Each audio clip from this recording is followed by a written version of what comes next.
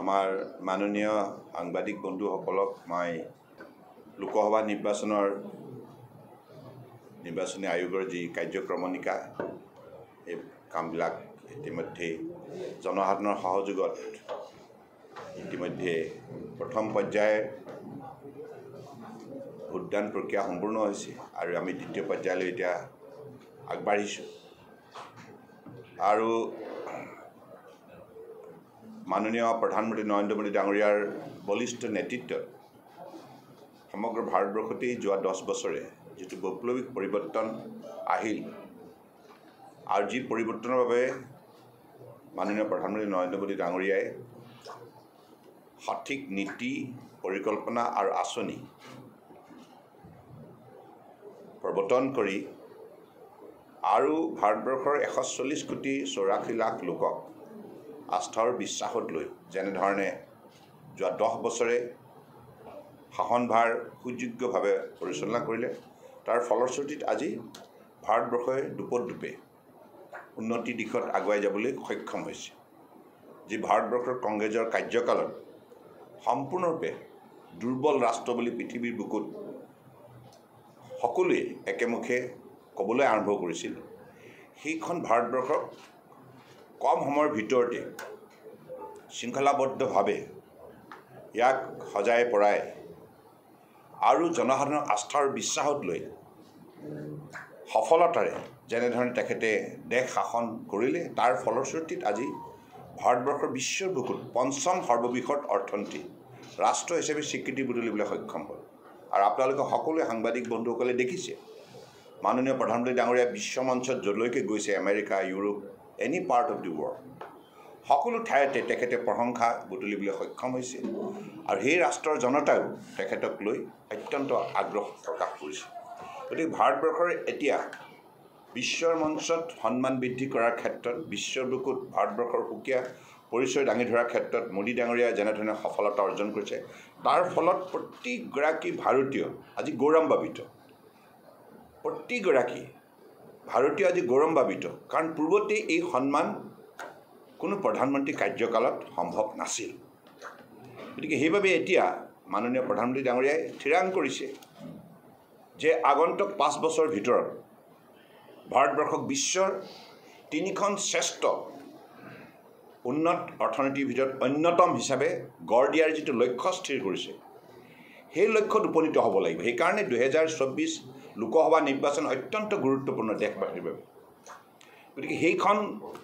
ৰাষ্ট্ৰ নিৰ্মাণ প্ৰক্ৰিয়াত ভাৰতবৰ্ষৰ জনগণৰ ভাৰতীয় জনতা পাৰ্টি NDA আমাৰ যিসকল মিত্ৰদল আমি সকলোৱে জনগণৰ সঁহাৰি বিচাৰিছোঁ আৰু এই সঁহাৰি নিশ্চিতভাৱে জনসাধাৰণে আগন্তুক দিনবিলাকৰ বাবে আৰু উঠি অহা প্ৰজন্ম বৰ্তমান যিসকল ছাত্ৰ ছাত্ৰী তেখেতসকলৰ বাবেও আজি যুৱ শক্তিৰ বাবেও এটা সুন্দৰ ভৱিষ্যতৰ এটা যিটো লক্ষ্য স্থিৰ কৰা হৈছে 2047 ভিতৰত যেতিয়া ভাৰতবৰ্ষৰ স্বাধীনতা লাভ কৰা 100 বছৰ সম্পূৰ্ণ হ'ব সেই 100 বছৰ হোৱাৰ মুহূৰ্তত ভাৰতবৰ্ষৰ এখন শক্তিশালী উন্নত ৰাষ্ট্ৰ হিচাপে প্ৰতিষ্ঠা লাভ কৰিব আত্মনিৰ্ভৰ ভাৰত হ'ব আজি ভাৰতবৰ্ষক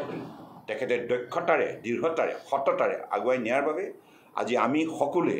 এইখন ভাৰতবৰ্ষৰ নাগৰিক যিখন ভাৰতবৰ্ষ আজি পৃথিৱীৰ বুকুত পঞ্চম সৰ্ববৃহৎ অৰ্থনীতি হিচাপে স্বীকৃতি বুটলিবলৈ সক্ষম হৈছে গতিকে এই যাত্ৰাত আজি ভাৰতবৰ্ষৰ প্ৰতিখন ৰাজ্যই আন্তৰিকতাৰে অংশগ্ৰহণ কৰিছে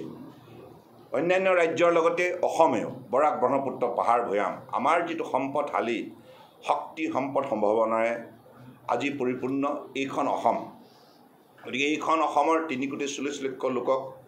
আস্থা আৰু বিশ্বাসত লৈ আগন্তুক দিনত আমিও বিচাৰোঁ যে ভাৰতবৰ্ষৰ বুকুত অন্যতম শক্তিশালী ৰাজ্য হিচাপে নিজক প্ৰতিষ্ঠা কৰা গতিকে তাৰ বাবে যিখিনি প্ৰস্তুতিৰ প্ৰয়োজন ইতিমধ্যে প্ৰস্তুতি যথেষ্টখিনি সম্পূৰ্ণ হৈছে কাৰণ ইয়াৰ বাবে যিখিনি যাতায়াত আৰু যোগাযোগৰ আন্তঃগাঁথনি আৰু বিভিন্ন কাৰিকৰী অনুষ্ঠান প্ৰতিষ্ঠান শিক্ষানুষ্ঠান গৱেষণা শিক্ষা ইত্যাদিৰ ক্ষেত্ৰত অৰ্থাৎ খেতিয়ক হওক শ্ৰমিক হওক আৰু ছাত্ৰ ছাত্ৰী যুৱক যুৱতী বৃদ্ধ বৃদ্ধা পুৰুষ মহিলা দিব্যাংগ সকলোকে আজি আস্থা আৰু বিশ্বাসত লৈ আমি বিচাৰোঁ যে অসম ভাৰতবৰ্ষৰ ভিতৰত অন্যতম শক্তিশালী ৰাজ্য হওক গতিকে সেই অসমখন শক্তিশালী কৰাৰ ক্ষেত্ৰত দুইটা উপত্যকাৰ লগতে পাহাৰীয়া জিলাকেইখন প্ৰতিখন জিলা আগন্তুক শক্তিশালী হ'ব লাগিব। এতিয়া নেশ্যনেল ৱাটাৰৱেজ 16 বৰাকক ইতিমধ্যে ভাৰতবৰ্ষৰ আমাৰ যিমানবিলাক ৰাষ্ট্ৰীয় জলপথ আছে ইয়াৰ ভিতৰত অন্যতম গুৰুত্বপূৰ্ণ ইণ্টাৰনেশ্যনেল এটা ৰিভাৰ ৰোড হিচাপে ইয়াক গণ্য কৰা হৈছে আৰু ইয়াৰ যোগেদি ভৱিষ্যতৰ দিনত এক্সপৰ্ট ইম্পৰ্ট আমাৰ এই বৰাক উপত্যকাৰ লগতে চুবুৰীয়া ৰাজ্য মিজোৰাম হওক ত্ৰিপুৰা হওক বা মণিপুৰ হওক এই সকলো মেঘালয় সকলোৱে ভৱিষ্যত দিনৰ সুযোগ পাব। ইতিমধ্যে ইয়াৰ বাবে ড্ৰেজিং পলিচি অলৰেডি থিৰাং কৰা হ'ল আৰু এইটো ড্ৰেজিং গোটেই বৰাক নদীখন ড্ৰেজিং কৰা হ'ব আৰু শিলচৰটো ইয়াৰ কাৰণে জেটি নিৰ্মাণ কৰা হ'ব, ইয়াত টাৰ্মিনেল নিৰ্মাণ কৰা হ'ব য'ত নেকি terminal for passengers and cargo both আৰু বদৰপুৰ আৰু প্লাছ কৰিমগঞ্জৰ যোগেদি বাংলাদেশ হৈ পেলাই আমি বে অফ বেংগলৰ সৈতে ইয়াক যোগাযোগ হ'ব। এই কথাখিনি ইতিমধ্যে কাম চলি আছে, আপুনি লক্ষ্য কৰিছে আৰু এতিয়া প্ৰায়ৰিটিত আহি গ'ল। আপুনি বৰাক নদীখনৰ আগতে প্ৰায়ৰিটি নাছিল, এতিয়া নমামি বৰাক যেতিয়া আমাৰ সেই ফেষ্টিভেলটো আমাৰ ঐতিহাসিক ফেষ্টিভেল আছিল কি কয় তাত আমাৰ সেই প্ৰথমবাৰৰ কাৰণে হৈছিল আৰু তেতিয়াই বৰাক নদীৰ গুৰুত্বটো ভাৰতবৰ্ষৰ জনগণে বুজি পাইছিল। বৰাক নদী বুলি এখন নদী আছে, তাৰ ইমান পটেঞ্চিয়েলিটি আছে আৰু এই নদীখনৰ যোগেদি আমি অতীততে ইংৰাজৰ শাসনকালত ইয়াৰ যদি এক্সপৰ্ট ইম্পৰ্ট কৰিছিলোঁ, ইয়াৰ যোগেদি আমি ভৱিষ্যতে কম পইচাত ট্ৰান্সপৰ্টেশ্যন কষ্ট কম হয়, আপোনালোকে জানে ৱাটাৰৱেজত আৰু দ্বিতীয়তে পলিউশ্যন নহয়, পলিউশ্যন ফ্ৰী হয়, গতিকে চিমলেছ মুভমেণ্ট হয় নেভিগেশ্যন ফেচিলিটিৰ কাৰণে। ইয়াৰ যিটো ড্ৰাফট অৰ্থাৎ ইয়াৰ গভীৰতা পানীৰ যিটো মিনিমাম আমাক যিটো লাগে 2.5 মিটাৰ্ছ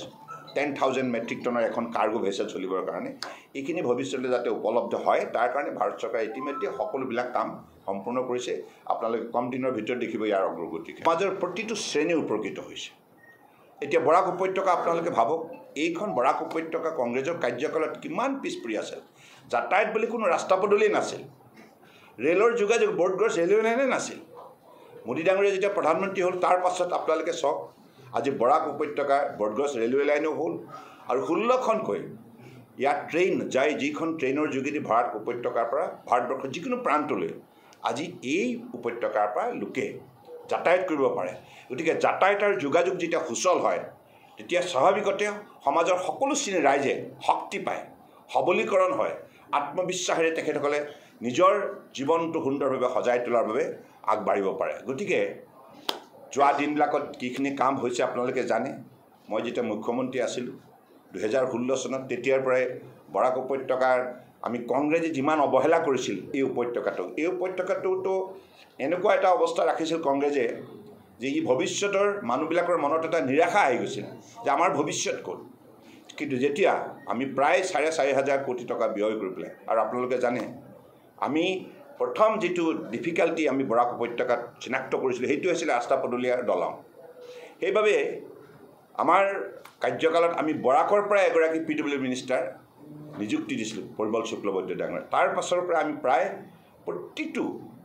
প্ৰতিখন গাঁৱত যাতে ৰাস্তা পদূলি দলং হ'ব পাৰে তাৰ কাৰণে আমি প্ৰায় 4,500 কোটি টকা ইয়াত ব্যয় কৰিছিলোঁ। এটা কথা বিৰোধী মানে কি কংগ্ৰেছৰ কথা কৈছোঁ হয়নে, যোনে নহওক লাগে এখেতসকলে এটা কথা তেখেতসকলৰ পুৰণা চব কংগ্ৰেছ পাৰ্টিৰ লগত মিলিত নহয় জানো, তেখেতসকলৰ হেবিট আছিল তেখেতসকলে সদায় উত্তৰ পূৰ্বাঞ্চল আহিব নালাগে, তাহাঁতৰ লিডাৰবিলাকৰ সেইটো টেণ্ডেঞ্চি আছিল we should not visit North East তেখেতসকলৰ আছিলে। কিন্তু ভাৰতীয় জনতা পাৰ্টীয়ে মোদী ডাঙৰীয়াই যেতিয়াৰ পৰা প্ৰধানমন্ত্ৰী দায়িত্বভাৰ ল'লে তেতিয়াই তেখেতে থিৰাং কৰিলে ভাৰতবৰ্ষৰ প্ৰতিখন ৰাজ্য শক্তিশালী হ'লেহে ভাৰত শক্তিশালী হ'ব। টিম ইণ্ডিয়া, সবকা সাথ সবকা বিকাশ। গতিকে সেই মানসিকতাৰ সেইটো পলিটিকেল শ্লোগান নহয়। কংগ্ৰেছে যেনেকৈ পলিটিকেল শ্লোগান দিছিল গৰিবী হাটাও, পলিটিকেল শ্লোগান আছিল, কিন্তু সেই শ্লোগানটোক to articulate into action তেখেতসকলৰ কোনো ৰোড মেপ আছিল, প্লেনিং নাছিল, পলিচি নাছিল। কিন্তু মাননীয় প্ৰধানমন্ত্ৰী ডাঙৰীয়াই আজি সবকা সাথ সবকা বিকাশ এইটো তেখেতে প্ৰতিখন আঁচনি ৰূপায়ণৰ ক্ষেত্ৰত আখৰে আখৰে পালন কৰিছে। কাম সম্পূৰ্ণ হ'ল, কিমান আধৰুৱা হৈ আছে, কিমান কৰিবলৈ বাকী আছে। গতিকে তেনেধৰণে নিৰন্তৰ 10 বছৰে এই ক্ষেত্ৰত প্ৰত্যেকগৰাকী কেন্দ্ৰীয় মন্ত্ৰীক এই দায়িত্ব দিয়াৰ ফলত আজি উত্তৰ পূৰ্বাঞ্চলৰ মানুহে সাক্ষাৎকাৰ বিচাৰি দিল্লীলৈ যাব নোৱাৰে। ৰাজধানী দিল্লীৰ পৰা উত্তৰ পূৰ্বাঞ্চললৈ শ্বিফ্ট কৰি দিয়া হ'ল কামে কাজে, আৰু তেখেতে নিজেই 66 বাৰতকৈ অধিক সময় তেখেতে উত্তৰ পূৰ্বাঞ্চল ভাবি he is the first only prime minister in the country in the last 70 years 75 years of independence, যিগৰাকী 64 টাইমছ উত্তৰ পূৰ্বাঞ্চললৈ আহি পেলাই উত্তৰ পূৰ্বাঞ্চলৰ উন্নয়নৰ ক্ষেত্ৰত বিশেষ ভূমিকা পালন কৰিছে। গতিকে সেইকাৰণে উত্তৰ পূৰ্বাঞ্চলৰ প্ৰতিখন ৰাজ্য আজি অৰুণাচল বুলি কওক, মিজোৰাম বুলি কওক, এনি পাৰ্ট অফ আপুনি নৰ্থ ইষ্ট, ত্ৰিপুৰা বুলি কওক, আপুনি ছিকিম বুলি কওক, নাগালেণ্ড বুলি কওক, মেঘালয় বুলি কওক, মণিপুৰ, এনি পাৰ্ট, প্ৰতিটো অঞ্চলৰ আজি যাতায়াত যোগাযোগ কিমান সুচল হৈছে। আৰু যোৱা দিনবিলাকত কেৱল 10 বছৰৰ ভিতৰতে 5.5 লাখ কোটি টকা উত্তৰ পূৰ্বাঞ্চলৰ ক্ষিপ্ৰ উন্নয়নৰ বাবে ব্যয় কৰা হৈছে। আজি আপুনি চাওক চিটুৱে পৰ্টটো নিৰ্মাণ কৰা হৈছে। ভাৰত চৰকাৰৰ ইণ্ডিয়া ম্যানমাৰ ফ্ৰেণ্ডশ্বিপৰ ফলত এই পৰ্টটো আজি সম্পূৰ্ণ হ'ল। কালাদান ৰিভাৰ যোগেদি ভৱিষ্যতে মিজোৰামৰ পৰা আৰু আনপিনে ত্ৰিপুৰাৰ নদীৰ যোগেদি আমাৰ বে অফ বেংগলৰ লগত যোগাযোগ কৰি পেলাই উত্তৰ পূৰ্বাঞ্চলৰ আজি ব্ৰহ্মপুত্ৰ হওক, বৰাক হওক, এই নদীবিলাকৰ উন্নয়নৰ ক্ষেত্ৰত তেখেতে যিখিনি আন্তৰিকতা আৰু উদ্যোগ ল'লে, ফলত এতিয়া উত্তৰ পূৰ্বাঞ্চলে গ্ল'বেল লাইক ট্ৰেডিঙত হওক বা এক্সপৰ্ট ইম্পৰ্ট হওক এটা উল্লেখযোগ্য ভূমিকা পালন কৰিবৰ বাবে আজিৰ তাৰিখত সেইখিনি সুবিধা প্ৰদান কৰা হৈছে। কিন্তু কংগ্ৰেছৰ কাৰ্যকালত এইবিলাক নাছিল। কংগ্ৰেছে সম্পূৰ্ণৰূপে এই পটেঞ্চিয়েল জোনটোক সম্পূৰ্ণৰূপে অৱহেলা কৰিছিল, অন্ধকাৰত ৰাখিছিল।